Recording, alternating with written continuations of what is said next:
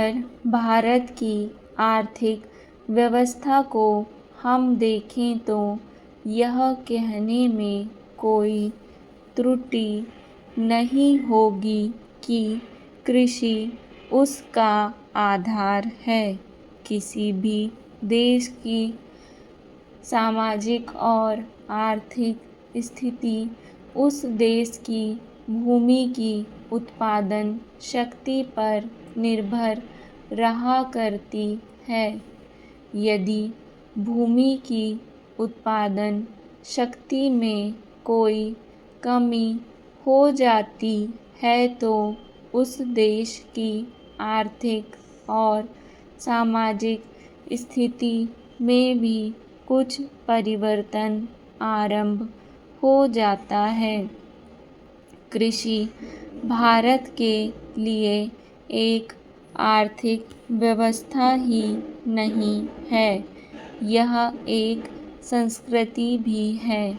जो लोग आंदोलन में विश्वास रखते हैं, इनको पता ही होगा कि जितने भी आंदोलन इस देश में होते हैं, वे समाज के नाम से, धर्म के नाम से, जाति के नाम से या राजनीति के नाम से होते हैं। ऐसे आंदोलनों में कोई भी समाज शामिल हो, लेकिन कृषि समाज उसमें शामिल नहीं होता है। उस आंदोलन के साथ कृषि समाज की सहानुभूति भी नहीं होती है। इसलिए यदि सभी बातों को ध्यान में रखकर हम देखें तो इस देश के लिए आवश्यक यह होगा कि हमारी संस्कृति की रक्षा के लिए और जीवन प्रणाली की रक्षा के लिए कृषि पर विशेष ध्यान दिया जाए। कृषि के क्षेत्र में इस वर्ष काफ़ी प्रगति हुई है। यदि आप 1801 से 1901 तक का काल देखें तो आप देखेंगे कि हमारे देश में 31 अकाल पड़े हैं, जिनमें 4 करोड़ लोग मरे। लेकिन आज हमारे खाद्य मंत्रालय ने 100 रुपये मन के भाव पर गेहूँ खरीद कर एक भी आदमी को मरने नहीं दिया। इसके लिए हमारा खाद्य मंत्रालय बधाई का पात्र है। एक बात मैं विशेष रूप से इस अवसर पर कहना चाहता हूँ। आजकल हम लोग मानव शक्ति पर ज़्यादा ध्यान न देकर पूंजी पर ज़्यादा निर्भर रहने की कोशिश करते हैं।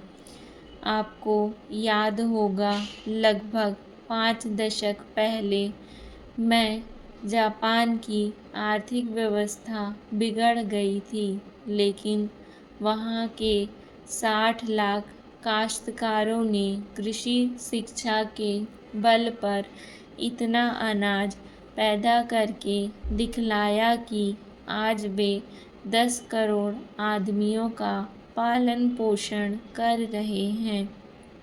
वहाँ पर 30 ऐसे विश्वविद्यालय हैं जिनमें कृषि की शिक्षा दी जाती है, जिनसे 16,000 छात्र प्रतिवर्ष शिक्षा प्राप्त करके निकलते हैं।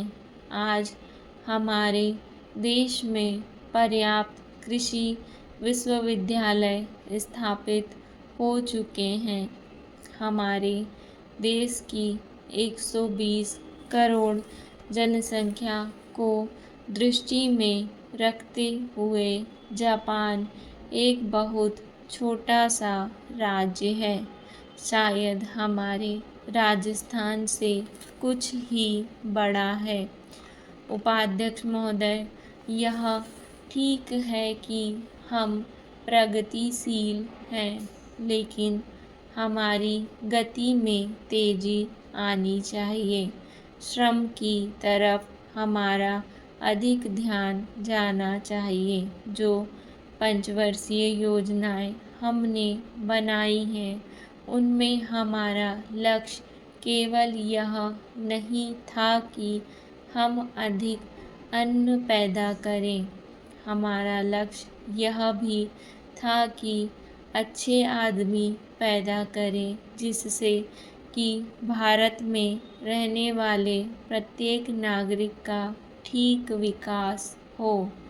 मैं इस बात से सहमत हूँ कि राज्यों में जहाँ बहुमत के आधार पर विरोधी दलों की सरकारें हैं, उनको तोड़ने का अधिकार केंद्र को नहीं होना चाहिए। लेकिन फिर भी हमें स्थिति को देखते हुए भेद करना चाहिए। गुजरात की सरकार टूट गई, इसके लिए हमको अफ़सोस नहीं करना चाहिए। जहाँ तक इस बिल का संबंध है, मैं इसकी कमियों की तरफ आपका ध्यान दिलाना चाहता हूँ, जिससे कि आपको उसे ठीक करने की प्रेरणा मिले और इसको आप ठीक करके वहाँ का काम चलाएं।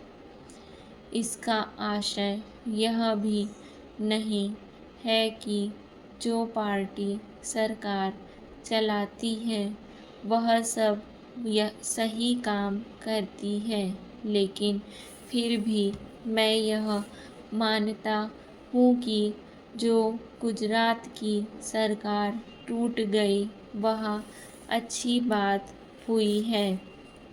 गुजरात के लिए आपने संसद सदस्यों की जो समिति बनाई है वह एक ठीक कदम है, लेकिन इस बात का आश्वासन तो आपको देना चाहिए कि राज्य और जिला स्तर पर जो समितियां आप बनाने जा रहे हैं उनको सर्वदलीय बनाएंगे, ताकि जनता की जो कठिनाइयां हैं वे आपके सामने प्रत्यक्ष रूप से आ सकें और उनकी भावना के अनुसार वहाँ कुछ काम हो सके। अगर ऐसी व्यवस्था नहीं होगी और बाहर के लोगों को उन समितियों में आप रखेंगे जिनको गुजरात की समस्याओं का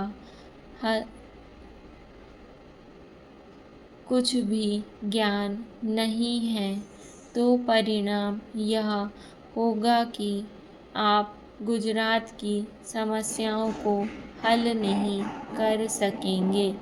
इसलिए मैं सुझाव देना चाहता हूँ कि आप इसमें ऐसी कानूनी व्यवस्था करें कि जिससे विभिन्न स्तरों पर सर्वदलीय समितियां बनाई जा सकें और उनके माध्यम से सरकार के सामने सुझाव आए कि वहाँ पर किस तरह से काम होना चाहिए।